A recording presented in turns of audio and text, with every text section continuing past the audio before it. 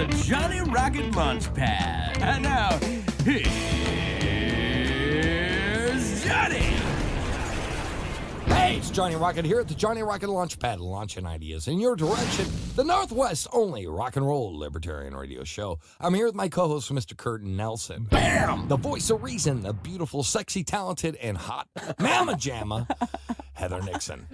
Her stature is getting like higher and higher. It's good. It's good. It's getting better and better. I don't know what she's doing to me. You're going to start having Facebook stalkers. She's getting cooler and cooler every day I know her, you know, because she's my girlfriend.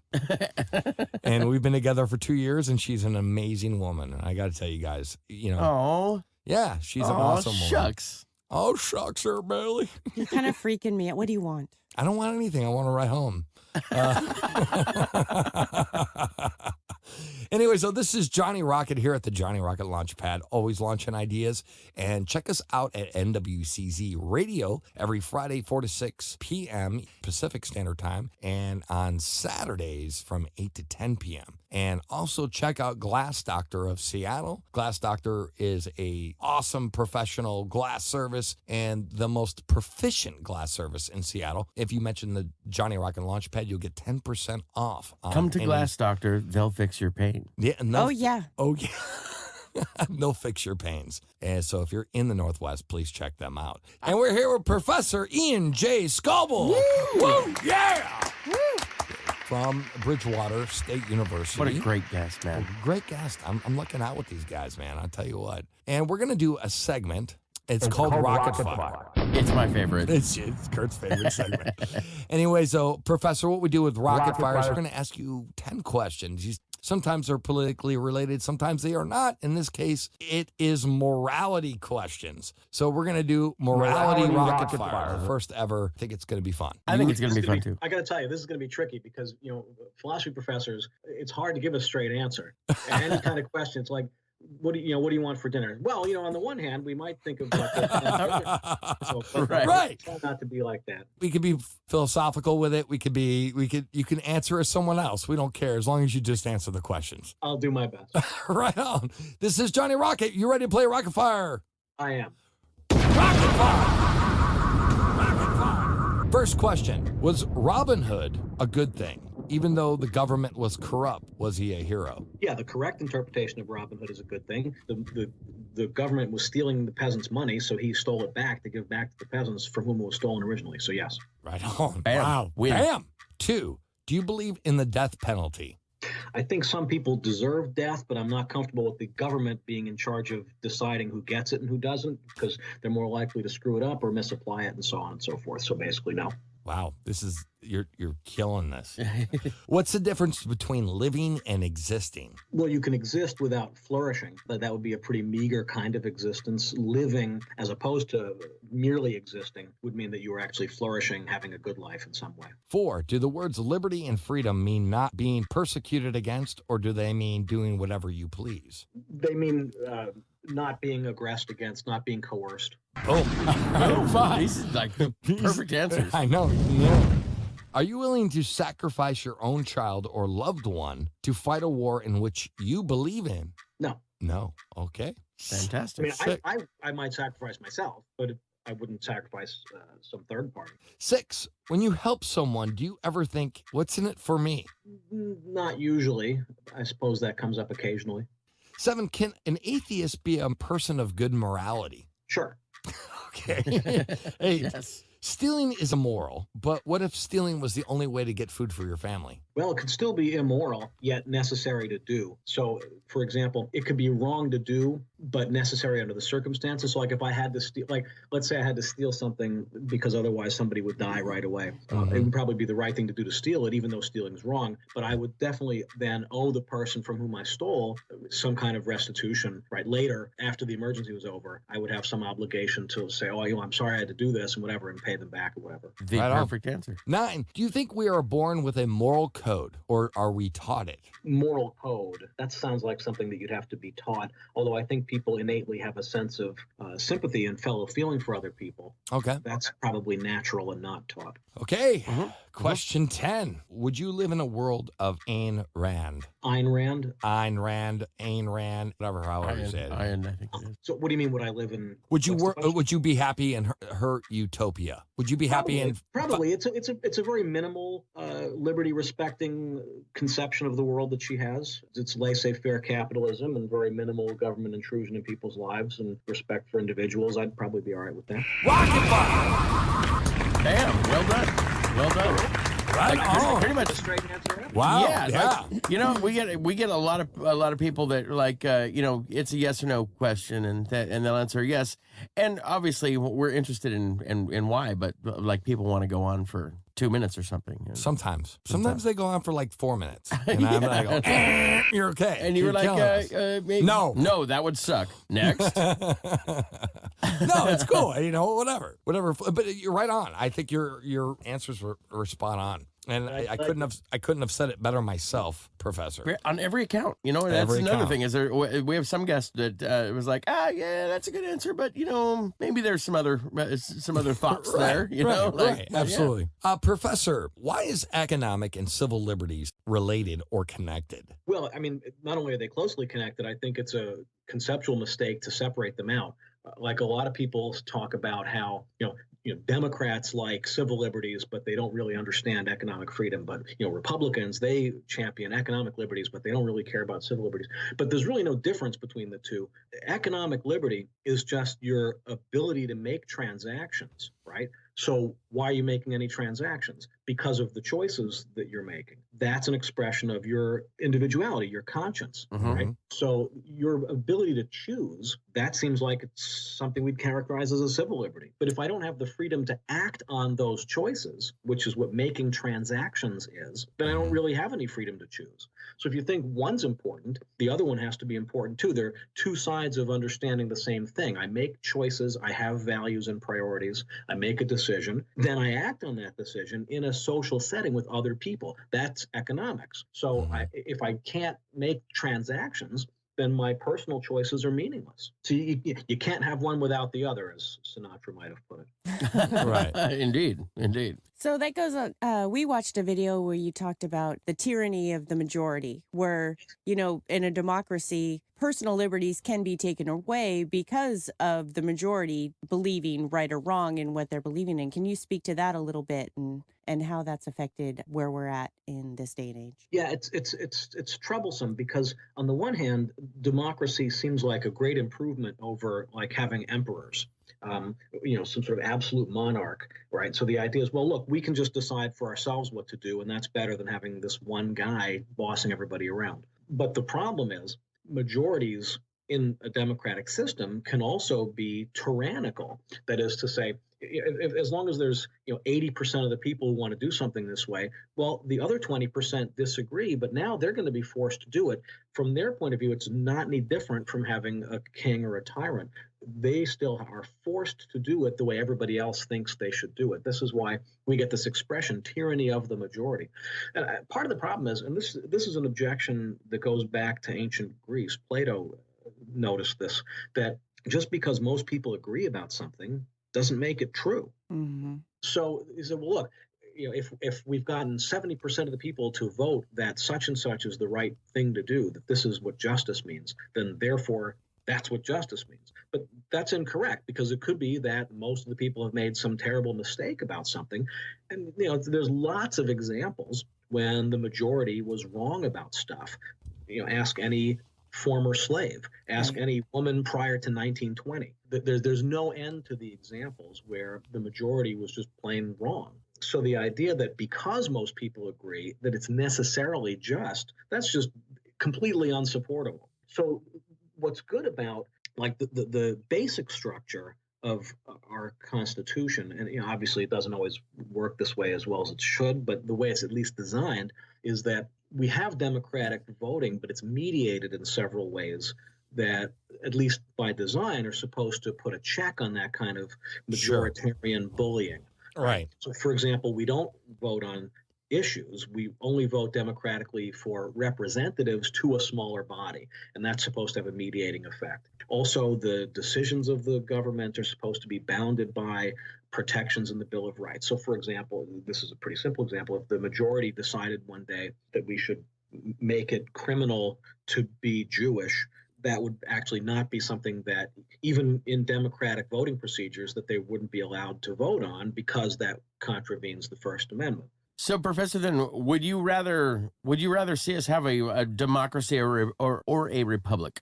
Well, I think small r republics are meant to be a liberty-preserving way to avoid tyranny of the majority type situations. So what we have, like my poli-sci friends tell me that the technical name for what we have is a democratic republic.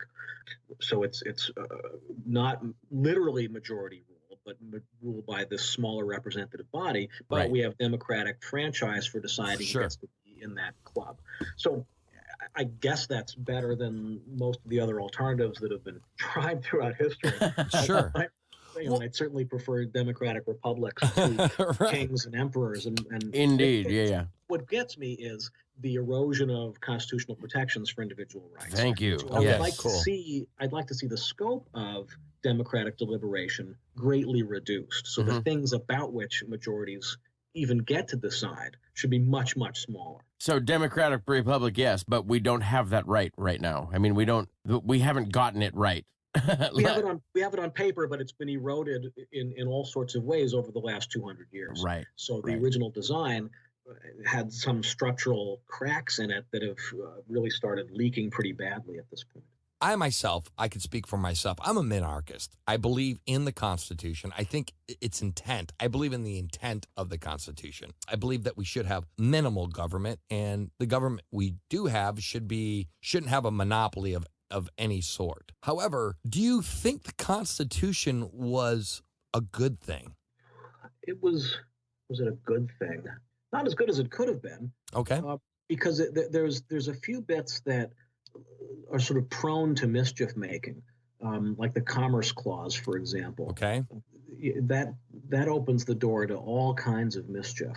So the basic idea is not too bad, but there's a couple of bits that they wrote in such a way as to allow all kinds of mischief later on. The Commerce Clause is one of them.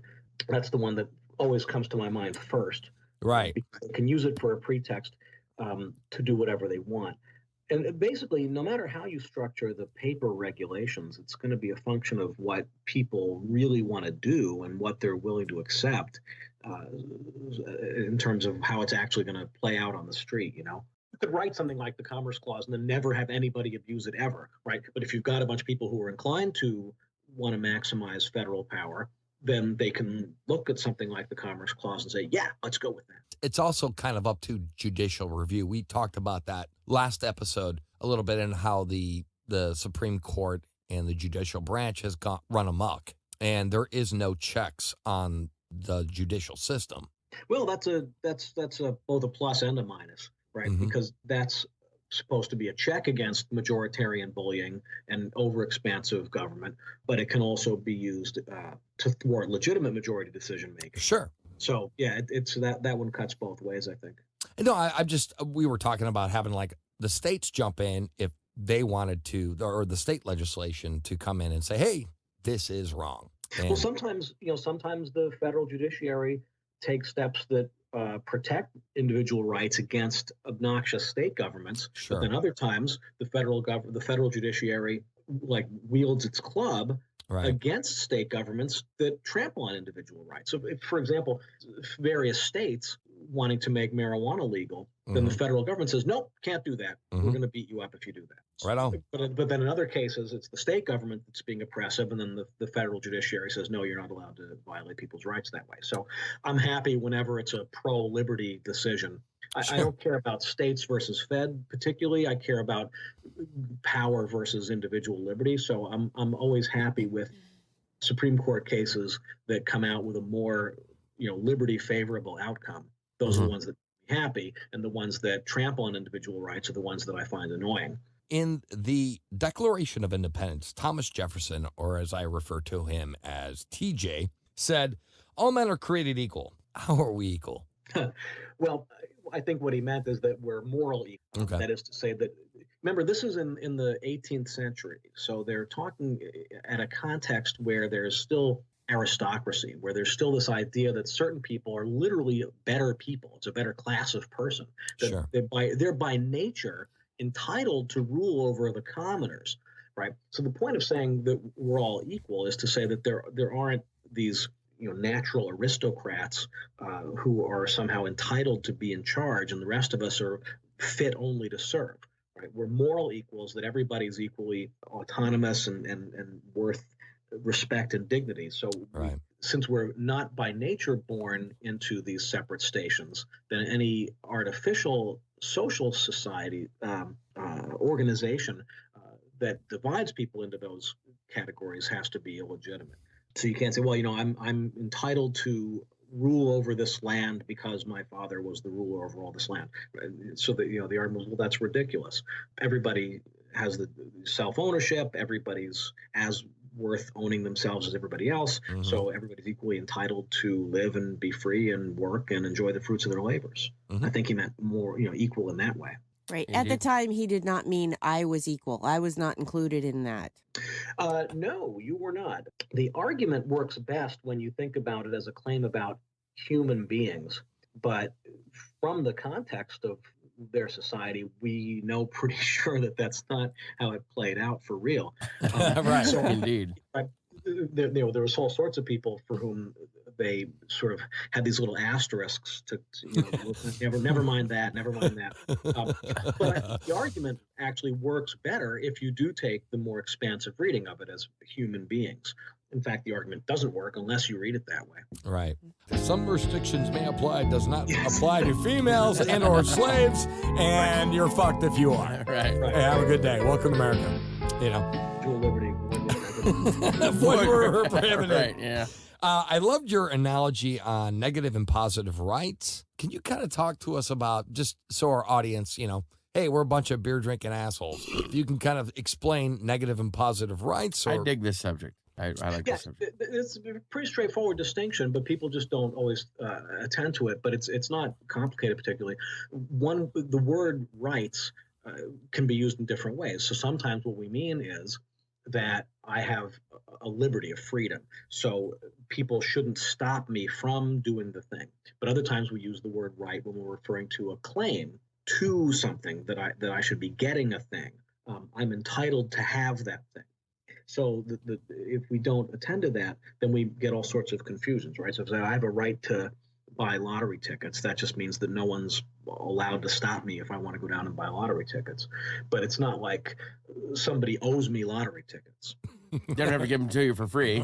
Right, exactly. I have to pay for them. Well, anything that you might say, I have a right to buy, I have a right to a Cadillac. All this means is that if they pass some law that said, people who look like you aren't allowed to buy these things, that would be a violation of my liberty. But it's not like I'm owed one. So if I go down to the dealership and say, hey, I have a right to this Cadillac, you have to give it to me. Now, this comes up when we talk about here's a great example of this. In the criminal law, right, we say if you're arrested, you have a right to an attorney.